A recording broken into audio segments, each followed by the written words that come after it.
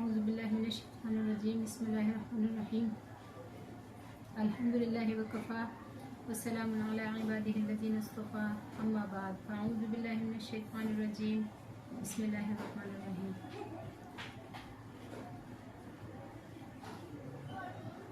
हमारा आज का सबक सूरह बकरा के 5वें रुकू से शुरू होगा इंशाअल्लाह। बिस्मिल्लाहिर्रहमानिर्रहीम। यहाँ पर अल्लाह रब्बुल इज़्ज़त इरशाद फरमाते हैं, या बनी इसराईल अज़्कुरू, ए बनी इसराइल याद करो, निअमती अल्लती, मेरी उन नेमतों को, अनअमतु अलैकुम, जो मैंने तुम पर इनाम की, व अन्नी फ़ज़्ज़लतुकुम, और बेशक मैंने तुम्हें फजीलत दी, अलल आलमीन, जहान वालों पर। वत्तक़ू, और डरो, यौमन, उस दिन से, ला तज्ज़ी, के नहीं काम आएगा, नफ्सुन, कोई नफ्स, अन नफ्सिन, किसी नफ्स के, शैअन, कुछ भी, वला युक़बलु मिन्हा शफ़ाअतुन, और ना ही उनसे कोई सिफारिश कबूल की जाएगी, वला युख़ज़ु मिन्हा अदलुन, और ना ही उनसे किसी तरह का बदला लिया जाएगा, वला हुम युनसरून, और ना ही कोई किसी की मदद की जाएगी।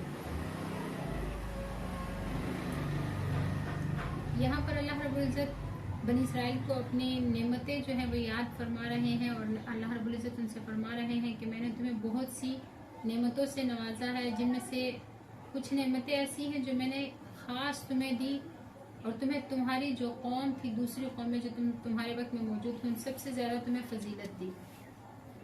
फिर यहाँ पर अल्लाह रब्बुल इज़्ज़त इरशाद फरमा रहे हैं कि उस क़यामत के दिन से डरो कि जिस दिन कोई किसी के काम नहीं आएगा, किसी की कोई सिफारिश कबूल नहीं की जाएगी, बल्कि कोई शख्स किसी के लिए सिफारिश कर ही नहीं सकेगा, सिवाय उन लोगों के जिन हजरात को अल्लाह ताला की तरफ से सिफारिश करने की इजाज़त होगी और जिनके हक़ में सिफारिश करने की इजाज़त होगी, इन्हीं के बारे में कबूल होगी। और काफिरों के लिए कोई सिफारिश करने वाला ना होगा और ना इनके लिए सिफारिश की इजाज़त होगी। जैसे कुरान पाक में आगे भी कई जगह पर आता है कि अल्लाह रब्बुल इज़्ज़त इरशाद फरमाते हैं कि अगर ये लोग क़यामत वाले दिन मुआवजा देना चाहेंगे अपनी जान छुड़ाने के लिए, तो इनका मुआवजा कबूल नहीं किया जाएगा। आगे अल्लाह रब्बुल इज़्ज़त इरशाद फरमाते हैं, वइज़ नज्जयनाकुम, और जब हमने तुम्हें निजात दी, मिन आले फ़िरऔना, आले फ़िरऔन से, यसूमुनकुम, तुमको पहुंचाते थे, सूअल अज़ाबी, बुरे बुरे अज़ाब, बुरी तकलीफें, युज़ब्बिहूना, ज़िबा करते थे, अब्नाअकुम, तुम्हारे बेटों को, वयस्तहयूना, और जिंदा रखते थे, निसाअकुम, तुम्हारी औरतों को, वफ़ी ज़ालिकुम, और इस बात में बलाउन, आजमाइश थी, मिन रब्बिकुम, तुम्हारे रब की तरफ से, अज़ीम, बहुत बड़ी। इस आयत में अल्लाह रब्बुल इज़्ज़त ने बनी इसराइल पर अपने एक बहुत बड़े नाम का तज़किरा फरमाया है। जैसे कि पहले गुजर चुका है कि बनी इसराइल के तमाम कबीले मिस्र में रहते थे, लेकिन गैर मुल्की होने की वजह से मिस्र के लोग जो है वो उन पर बड़ी बुरी तरह मुसल्लत थे, और इनकी ज़िंदगी जो है वो गुलामों से भी बदतर थी, और इनसे वो बहुत बिगाड़ लेते थे, और इनके जो बेटे पैदा होते थे उनको ज़िबा कर देते थे। हज़रत मूसा अलैहिस्सलाम को अल्लाह ताला ने बनी इसराइल में पैदा फरमाया, फिर उनको और उनके भाई हारून अलैहिस्सलाम को नबूवत अता फरमाई। फ़िरौन से इनका मुकाबला और मुनाजरा हुआ। फ़िरौन ने मुकाबला के लिए जादूगर बुलाए, मोजिज़ा के सामने वो जादूगर ना ठहर सके और अपनी हार मानकर उन्होंने इस्लाम कबूल कर लिया। इसकी वजह से बनी इसराइल पर फ़िरौन और इसकी कौम की सख्तियाँ और ज़्यादा बढ़ गई। अल्लाह रब्बुल इज़्ज़त का मूसा अलैहिस्सलाम को हुक्म हुआ कि आप बनी इसराइल को लेकर मिस्र से निकल जाइए और रातों रात रवाना हो जाइए। चुनांचे ये लोग मिस्र से निकल कर आए और फ़िरौन और इसके लश्करों से निजात पाई। अहले तारीख ने लिखा है कि ये लोग मिस्र में 400 साल से रह रहे थे। अरसा दराज की बदतरीन गुलामी से अल्लाह ताला ने इनको निजात दी। ये अल्लाह ताला की बहुत बड़ी नेमत है। आखिर में एक लफ्ज आता है बला मिन रब्बिकुम, तो ये बला जो है दो माना के लिए आता है। बला अरबी में आजमाइश और इम्तिहान को भी कहते हैं। अगर यहाँ इम्तिहान इससे मुराद लिया जाए तो मतलब ये होगा कि ऐसी सख्त तकलीफों में तुम मुब्तला थे और तुम बहुत बड़े इम्तिहान में जो है मुब्तला थे, अल्लाह ताला ने उस इम्तिहान से तुम्हें निजात दी। और दूसरा माना इसका इनाम है। अगर इनाम माना लिया जाए तो तर्जुमा और मतलब ये होगा कि ऐसी तकलीफों और गुलामी से निजात देने में तुम पर अल्लाह का बहुत बड़ा इनाम है कि अल्लाह ने तुम्हें फ़िरौन और इसके लश्कर से बचा लिया। फिर आगे अल्लाह रब्बुल इज़्ज़त इरशाद फरमाते हैं, वइज़ फ़रक़ना, और जब हमने फाड़ दिया, बिकुमुल बहरा, तुम्हारे लिए समंदर को, फ़अनजयनाकुम, पस हमने तुमको निजात दी, वअग़रक़ना आला फ़िरऔन, और हमने गर्क कर दिया आले फ़िरऔन को, वअंतुम तंज़ुरून, और तुम उनको देख रहे थे। जैसे कि शुरू में कल बनी इसराइल के तारुफ में मैं बता चुकी हूँ कि मूसा अलैहिस्सलाम अल्लाह रब्बुल इज़्ज़त के हुक्म से बनी इसराइल को साथ लेकर मिस्र से निकल आए थे, और उन्हीं के पीछे जो है उन्हीं के पीछे फिरौन अपने लश्कर के साथ उनके पीछे लगा। और जब वो समंदर पर पहुंचा तो बनी इसराइल समंदर से पार हो चुके थे, और फिरौन ने अपना लश्कर भी समंदर में डाल दिया और खुद भी समंदर में उतर गया। तो अल्लाह रब्बुल इज़्ज़त ने समंदर के वो खुश्क रास्ते जो थे जिस पर बनी इसराइल पार हुई थी, उनको अल्लाह रब्बुल इज़्ज़त ने वो पानी के साथ दोबारा पुर कर दिया। पानी को अल्लाह रब्बुल इज़्ज़त ने मिला दिया, जिससे फिरौन और उसका लश्कर सारा गर्क हो गए। फिर आगे अल्लाह रब्बुल इज़्ज़त इरशाद फरमाते हैं कि वइज़ वअदना, और जब हमने वादा लिया मूसा अलैहिस्सलाम से 40 लैलतन 40 रातों का, सुम्मा तखज़्तुमुल इजला मिन बादिही, उसके बाद यानी मूसा अलैहिस्सलाम के बाद तुम लोगों ने बछड़े को अपना माबूद बना लिया, वन तुम जालिमून, और तुम जालिम थे। सुम्मा फिर आफौना, हमने दरगुजर किया, अनकुम तुमसे, मिन बादि ज़ालिका, बाद इसके, लअल्लकुम, इसलिए कि शायद तुम तशकुरून, अल्लाह का शुक्र अदा करो। जब मूसा अलैहिस्सलाम बनी इसराइल को लेकर समंदर के पार गए तो एक मैदान में पहुंच गए। यहाँ से इनको अपने वतन फलस्तीन जाना था, लेकिन 40 साल के बाद वहाँ पहुंच सके। हज़रत मूसा अलैहिस्सलाम की वफात के बाद इनके इलाके में इनको जाना नसीब हुआ। इनकी मूसा अलैहिस्सलाम की वफात जो है इसी मैदान वादी तीह में हुई थी, और इसी अरसा में जो है हज़रत मूसा अलैहिस्सलाम को तौरात शरीफ अता फरमाई गई। तूर पहाड़ इसी मैदान में है। अल्लाह रब्बुल इज़्ज़त ने मूसा अलैहिस्सलाम को तूर पहाड़ पर बुलाया, 1 महीना एतिकाफ करने और रोजा रखने का हुक्म हुआ। लेकिन 30 रातें गुजरने के बाद हजरत मूसा अलैहिस्सलाम ने मिसवाक कर ली, जिससे वो खास किस्म की रायहा दूर हो गई, वो खुशबू जो रोजा रखने से मुंह में पैदा होती है। इसको हदीस में खुलूफु फम साइम से ताबीर फरमाया, और फरमाया कि रोजेदार के मुंह की खुशबू जो है ये अल्लाह ताला के नजदीक मुश्क की खुशबू से भी ज्यादा उम्दा है। जब ये रायहा दूर हो गई तो 10 दिन मजीद रोजा रखने का हुक्म हुआ। लिहाजा 40 दिन कोहे दूर पर गुजारने के बाद मूसा अलैहिस्सलाम को तौरात शरीफ अता फरमाई। जब ये बनी इसराइल मिस्र से निकल रहे थे, मूसा अलैहिस्सलाम जो है जब इनको लेकर मिस्र से निकले तो बनी इसराइल ने क्या किया कि इन्होंने अपनी कौम जो फिरौन की कौम थी, क़ुब्ती कौम, उन लोगों से कुछ जेवरात मांग लिए। ये जेवरात इन लोगों के पास थे जब मूसा अलैहिस्सलाम कोहे तूर पहाड़ पर तशरीफ ले गए तौरात शरीफ लेने के लिए।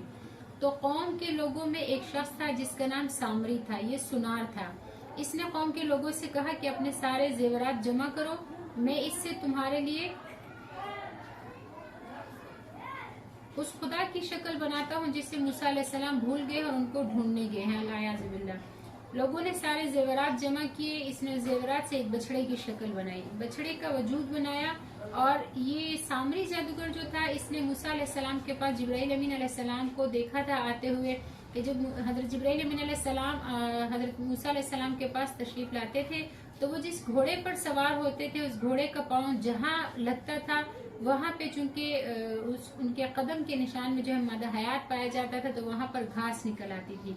तो इस सामरी जादूगर ने समझ लिया था कि जहाँ पर इनका कदम पड़ता है उस मिट्टी में जो है मादा हयात पड़ जाता है। लिहाजा उसने एक मुट्ठी मिट्टी वहां से लेकर रख ली, और जब ये बछड़ा बना लिया तो उसके अंदर वही मिट्टी डाल दी। जब वो मिट्टी डाली तो उस मुजस्मे में से गाय के बच्चे की आवाजें आने लगी, और वो लोगों से कहने लगा कि ये देखो, वो सामरी जादूगर है, लोगों से कहने लगा कि ये देखो, ये है तुम्हारा रब, हाजा इलाहुकुम व इलाहु मूसा, कि ये तुम्हारा और मूसा अलैहिस्सलाम का रब है। फनसिया, मूसा अलैहिस्सलाम इसको भूल गए हैं जो खुदा से यानी अल्लाह ताला से हम कलाम होने के लिए गए हैं।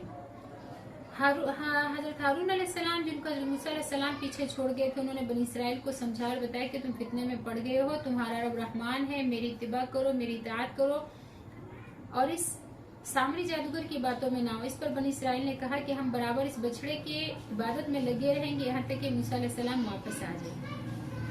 जब मूसा अलैहिस्सलाम तौरात शरीफ की तख्तियाँ लेकर तशरीफ लाए तो उन्होंने ये माजरा देखा तो बहुत गुस्सा हुए और पूरी सूरत हाल मालूम फरमाई। पता चला कि सामरी जादूगर ने यह हरकत की है। सामरी जो सुनार था उससे भी सवाल जवाब फरमाया। हजरत मूसा अलैहिस्सलाम ने सामरी को बद्दुआ दी और फरमाया फज़हब फ़इन्न लका फ़िल हयाती, के दफा हो जाओ, बेशक तुम्हारे लिए दुनिया में ये है कि अन तक़ूल अला मिसास, के तुम लोगों से ये कहोगे कि मुझे हाथ भी ना लगाना, मुझे ना छूना। लिहाजा वो हैरान और परेशान जंगल में फिरता रहता था, उसको ये सजा मिली।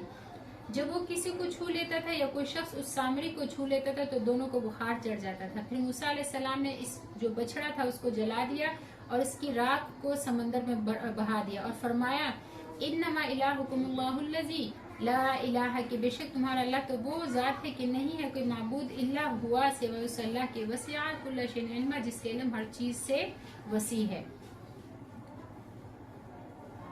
आगे फिर अल्लाह रब्बुल इज़्ज़त ने इरशाद फरमाया वईज़, और जब आते ना हमने दी मूसा किताब और मूसा अलैहिस्सलाम को किताब वल फुरकाना, और फर्क करने वाली फैसला करने वाली चीज, लअल्लकुम, शायद कि तुम तहतदून, हिदायत को। मूसा अलैहिस्सलाम को जो है अल्लाह रब्बुल इज़्ज़त ने यहाँ पर जो किताब दी थी, इस किताब से मुराद तौरात शरीफ है। और ये फुरकान जो है इसके बारे में उलमाए मुफस्सिरीन के मुख्तलिफ अक़वाल हैं। बाज़ उलमाए मुफस्सिरीन फरमाते हैं कि फुरकान से हज़रत मूसा अलैहिस्सलाम के मोजज़ात मुराद हैं। बाज़ फरमाते हैं कि फुरकान तौरात शरीफ को ही फरमाया है, क्योंकि फुरकान का मतलब है फ़र्क करने वाली, हक़ और बातिल में फ़र्क करने वाली। वइज़ क़ाला मूसा, और जब फरमाया मूसा अलैहिस्सलाम ने लिक़ौमिही, अपने कौम से, या कौमी, ए मेरे कौम, इन्नकुम, बेशक तुमने तुम जुल्म किया, अनफुसकुम, अपनी जानों पर, बित्तिखादिकुमुल इजला, बछड़े को माबूद बनाने की वजह से, फतूबू, बस तुम तौबा करो, इला बारीकुम, अपने रब के यहाँ, फक्तुलू, और मारो, अनफुसकुम, अपनी जानों को, ज़ालिकुम खैरुल लकुम, इसमें तुम्हारे लिए बेहतरी है, इंदा बारीकुम, तुम्हारे रब के यहाँ, फताब अलैकुम, बस तुम पर तौबा करना लाजमी है, इन्नहु, बेशक वो अल्लाह जो है वह तव्वाबुर रहीम, वो तौबा कबूल करने वाला और रहम करने वाला है। जब मूसा अलैहिस्सलाम तौरात शरीफ लेकर वापस बनी इसराइल के पास तशरीफ लाए तो देखा कि बहुत बड़ी तादाद में लोग गौशाला परस्ती यानी बछड़े की इबादत में मसरूफ थे। इस पर इन्हें बहुत गुस्सा आया और उनको बुत परस्ती से तौबा करने पर मुतवज्जे फरमाया। इन लोगों को भी हजरत मूसा अलैहिस्सलाम की तवज्जो दिलाने से अपनी गुमराही का एहसास हो गया। इन लोगों की तौबा का तरीका अल्लाह ताला ने यह मुतय्यन फरमाया था कि वो मकतूल हो जाए। मुफस्सिरीन ने लिखा है कि यूँ हुक्म हुआ था कि जिन लोगों ने बछड़े की इबादत नहीं की थी वो उन लोगों को कत्ल कर दे जिन्होंने बछड़े की इबादत की है। मुफस्सिरीन ने यह भी लिखा है कि जब कत्ल करना शुरू किया तो कातिलीन के सामने बछड़े की इबादत करने वालों में वो लोग भी सामने आ जाते थे जो उनके रिश्तेदार और अजीजों अकारिब थे, लिहाजा वो कत्ल करने से हिचकिचाते थे। अल्लाह ताला ने सियाह बादल भेज दिए ताकि एक दूसरे को ना देख सके और सुबह से शाम तक कत्ल का सिलसिला चलता रहा। हजरत मूसा और हजरत हारून अलैहिस्सलाम ने दुआ की, बादल हटा दिया गया और तौबा नाजिल हो गई। इस वक्त तक 70,000 आदमी कत्ल किए जा चुके थे। मुफस्सिरीन के अंदाज़े बयान से मालूम होता है कि जिन्होंने बछड़े की इबादत की थी वो सभी मकतूल नहीं हुए, बल्कि 70,000 के करीब कत्ल होने पर ही सबकी तौबा कबूल हो गई थी।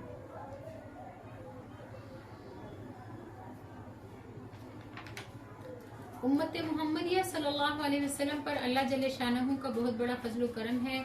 इसकी तौबा निदामत से और आइंदा गुनाह के ना करने के फैसले कर लेने पर और हकूक़ुल्लाह हकूक़ुल इबाद के अदा करने पर कबूल हो जाती है। कोई कैसा ही कितना ही बड़ा गुनाह करे, कुफर इख्तियार करे, शिर्क का काम करे, इसके लिए तौबा का दरवाजा खुला है। सच्चे दिल से इस्लाम कबूल करे, तौहीद और रिसालत पर ईमान लाए तो इसकी तौबा कबूल हो जाएगी।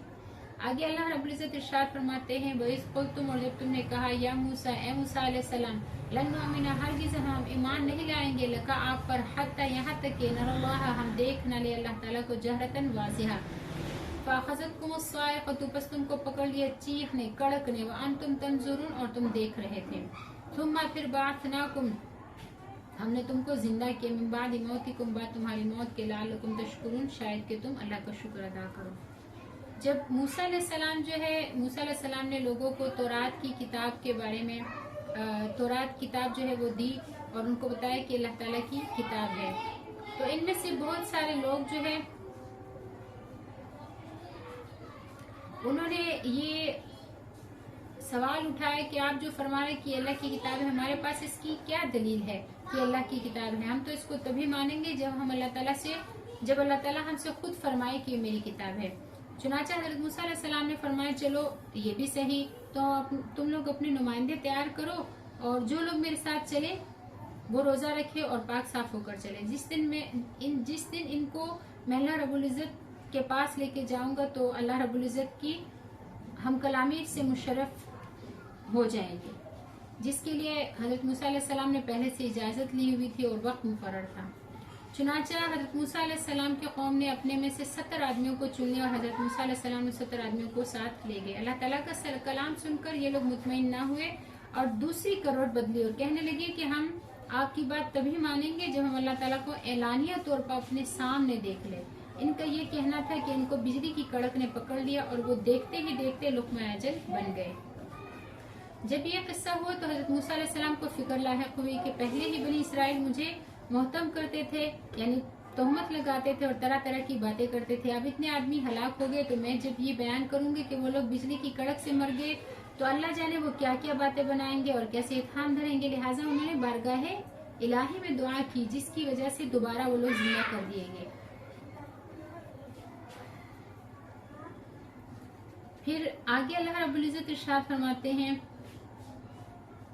وَظَلَّلْنَا اور ہم نے سایہ کیا علیکم الغمام تم پر بادلوں کا، وَأَنزَلْنَا اور ہم نے اتارا علیکم المنّا تم پر من، والسلویٰ اور سلویٰ، کلوا کھاؤ من طیبات پاکیزہ چیزوں میں سے ما رزقناکم جو ہم نے تم کو رزق دیا ہے، وما ظلمونا اور ہم نے ظلم نہیں کیا ولیکن کانوا انفسہم لیکن وہ خود ہی اپنی جانوں پر یظلمون ظلم کیا کرتے تھے۔ جب بنی اسرائیل مصر سے نکلے اور دریا پار کر کے ایک بیابان جنگل میں یعنی وادی تیم میں پہنچے جہاں سے ان کو اپنے وطن کنعان جانا تھا اور وہاں پہنچنے میں 40 سال لگ گئے، دھوپ اور گرمی میں چلنا اور روزانہ چلنا نہایت تکلیف دہ تھا۔ انہوں نے حضرت موسیٰ علیہ السلام سے عرض کیا کہ ہمارے لیے کچھ سایہ کا انتظام ہونا چاہیے۔ موسیٰ علیہ السلام نے بارگاہ الہی میں دعا کی جس کی وجہ سے ان کے لیے بادل بھیج دیے گئے۔ دن میں جب وہ سفر کرتے تھے تو بادل ان پر سایہ کرتے تھے، اس سایہ میں ان کا سفر طے ہوتا تھا چونکہ روزانہ سفر ہی سفر تھا، کسی طرح کی تجارت یا صنعت و حرفت یا زراعت کا کوئی موقع نہیں تھا اور کھانے کی ضرورت بدستور موجود تھی جس کا ہر انسان محتاج ہے، تو ان کی اس حاجت کے پورا کرنے کے لیے اللہ تعالیٰ نے ان کے لیے من اور سلوہ نازل فرمائے۔ من کے بارے میں علماء مفسرین سے بہت سے اقوال منقول۔ حضرت ابن عباس رضی اللہ تعالیٰ عنہ نے فرمایا کہ یہ کوئی ایسی چیز تھی جو درختوں پر نازل ہو جاتی تھی، صبح جا کر اس میں سے جس قدر چاہتے کھا لیتے تھے۔ حضرت مجاہد رحمۃ اللہ علیہ نے فرمایا کہ ایک قسم کا گوند تھا۔ حضرت اکرمہ نے فرمایا کہ وہ کوئی چیز تھی جو گاڑے گودے کے مشابہ تھی۔ حضرت قتادہ رضی اللہ تعالیٰ عنہ کا قول ہے کہ یہ لوگ جہاں مقیم ہوتے وہیں برف کی طرح ان کی جگہوں میں من کا نزول ہو جاتا تھا جو دودھ سے زیادہ سفید، شہد سے زیادہ میٹھا ہوتا تھا، اور یہ طلوع فجر سے طلوع شمس تک نازل ہوتا تھا، لیکن ایک دن کی ضرورت کے بقدر ہر شخص کو لینے کی اجازت تھی، اس سے زیادہ کوئی لے لیتا تو وہ خراب ہو جاتا، البتہ جمعہ کے دن جمعہ اور ہفتہ دونوں دنوں کے لیے لے لیتے تھے۔ نبی کریم صلی اللہ علیہ وسلم نے ارشاد فرمایا کہ اجوا یعنی مدینہ منورہ کی کھجوروں کی ایک قسم ہے اجوا، تو فرمایا کہ اجوا جنت سے ہے اور اس میں زہر سے شفا ہے، اور کمبی جو ہے یہ من سے ہے اور اس کا پانی جو ہے آنکھوں کے لیے شفا ہے، یعنی جو من و سلوہ اترتا تھا اس میں سے ہے۔ سلوہ کیا چیز تھی اس کے بارے میں علماء مفسرین فرماتے ہیں کہ یہ کوئی پرندہ تھا جو بٹیر سے مشابہ تھا۔ اللہ تعالیٰ بنی اسرائیل کے پاس خوب زیادہ تعداد میں پرندے بھیج دیتا تھا جو ہوا کے ذریعے آ جاتے تھے، وہ لوگ ان کو ذبح کر دیتے تھے۔ اس کے بارے میں بھی حکم تھا کہ بقدر ضرورت لے اور ذخیرہ بنا کر نہ رکھے، لیکن انہوں نے اس بات پر عمل نہ کیا، من اور سلوہ دونوں کا ذخیرہ بنا لیا، اور جب دوسرے دن اسے دیکھا تاکہ کھائے تو اس میں بدبو آ چکی تھی اور خراب ہو چکا تھا۔ حضرت ابو ہریرہ رضی اللہ تعالیٰ عنہ سے روایت ہے کہ نبی کریم صلی اللہ علیہ وسلم نے ارشاد فرمایا کہ اگر بنی اسرائیل نہ ہوتے تو گوشت میں تغیر نہ آتا اور بدبودار نہ ہوتا، اور اگر ہوا نہ ہوتی تو کوئی عورت کبھی بھی اپنے شوہر کی خیانت نہ کرتی۔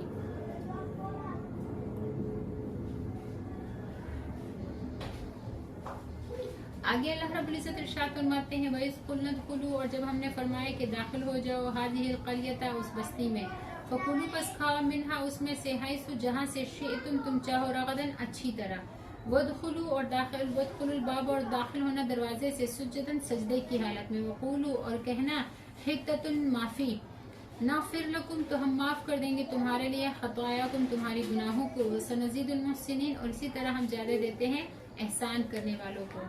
فبدل الذین ظلموا پس بدلا ان لوگوں نے جو ظالم تھے، قولا اس بات کو غیر الذی اس کے علاوہ میں قیل لہم جو ان سے کہا گیا تھا، اس جو بات ان سے کہی گئی تھی اس کو اس کی دوسری بات میں بدل دیا۔ فانزلنا پس ہم نے نازل کیا علی الذین ان لوگوں پر ظلموا جو ظالم تھے، رجزا عذاب من السماء آسمان سے، بما کانوا یفسقون ان کی نافرمانی کی وجہ سے۔ اب یہ جو اللہ رب العزت یہاں پر اس آیت میں ارشاد فرما رہے ہیں کہ ادخلوا هذه القریہ، تو اس قریہ بستی سے کون سی بستی مراد ہے جس میں داخل ہونے کا حکم ہے؟ بعض مفسرین نے فرمایا کہ اس سے بیت المقدس مراد ہے، اور بعض حضرات نے فرمایا کہ یہ اریحہ بستی تھی جس میں داخل ہونے کا حکم ہوا۔ لیکن مفسر ابن کثیر لکھتے ہیں کہ پہلا قول ہی صحیح ہے، یعنی وہ بیت المقدس مراد ہے وہاں سے، کیونکہ مصر سے آ کر اپنے علاقہ ارض مقدسہ میں جا رہے تھے اور یہاں ان کے راستے میں نہیں پڑتا تھا۔ پھر جو قول انہیں بدلا وہ یہ تھا کہ اللہ رب العزت نے ان کو یہ فرمایا تھا کہ جب تم اس بستی میں داخل ہو تو تم جھک کر عاجزی کے ساتھ سجدے کی حالت میں داخل ہونا، لیکن انہوں نے کیا کہ اس قول کو اس طرح بدل دیا کہ انہوں نے بجائے اس کے سجدے کی حالت میں داخل ہوتے، انہوں نے اپنے سرین کے بل بچوں کی طرح گھسٹتے ہوئے دروازے سے داخل ہوئے، اور حتتن جس کا معنی معافی ہے اس کو بدل دیا حبتن فی شعیرتن، یعنی بالی میں خوشے میں یا بالی میں گندم، یہ کہتے ہوئے داخل ہوئے۔ تو اللہ رب العزت نے جو ہے ان پر یہ عذاب نازل کیا ان کی ان حرکتوں کی وجہ سے، کہ یہ جو رجز سے تعبیر کیا گیا ہے، مفسرین نے لکھا ہے کہ ان لوگوں پر طاعون بھیج دیا گیا تھا جس کی وجہ سے کثیر تعداد میں بنی اسرائیل کی موتیں ہوئی۔ علماء تفسیر نے یہاں نبی کریم صلی اللہ علیہ وسلم کا یہ ارشاد بھی نقل کیا ہے کہ الطاعون رجز عذاب عذب به من کان قبلکم، کہ طاعون رجز ہے، عذاب ہے جس کے یعنی طاعون رجز ہے، عذاب ہے جس کے ذریعے تم سے پہلی امتوں کو عذاب دیا گیا۔ معالم التنزیل میں لکھا ہے کہ طاعون کی وجہ سے بنی اسرائیل کے 70,000 آدمی ایک ہی ساعت میں ہلاک ہو گئے۔ مومن بندوں کو ہر حال میں اپنے خالق اور مالک ہی کی طرف متوجہ رہنا چاہیے۔ جب اللہ تعالیٰ فتح اور کامرانی دے تو خصوصیت کے ساتھ اللہ جل شانہ کی طرف متوجہ ہو، عاجزی اور فروتنی کو اختیار کرے۔ سید عالم خاتم النبیین صلی اللہ علیہ وسلم فتح مکہ کے دن مکہ معظمہ میں خشوع و خضوع کے ساتھ داخل ہوئے۔ فتح مکہ کے بعد حضرت ام ہانی کے گھر میں 8 رکعت نماز پڑھی، یہ چاشت کا وقت تھا۔ مفسر ابن کثیر رحمۃ اللہ علیہ لکھتے ہیں کہ بعض علماء نے اس کو صلاۃ الضحیٰ اور بعض حضرات نے صلاۃ الفتح سے تعبیر کیا ہے۔ جب امیر لشکر کسی شہر کو فتح کر لے تو اس کے لیے مستحب ہے کہ اول مرتبہ جب داخل ہو تو 8 رکعت نفل پڑھے۔ حضرت سعد بن ابی وقاص رضی اللہ تعالیٰ عنہ نے جب فارس فتح کیا اور ایوان کسرا میں داخل ہوئے تو انہوں نے بھی 8 رکعت نماز پڑھی تھی۔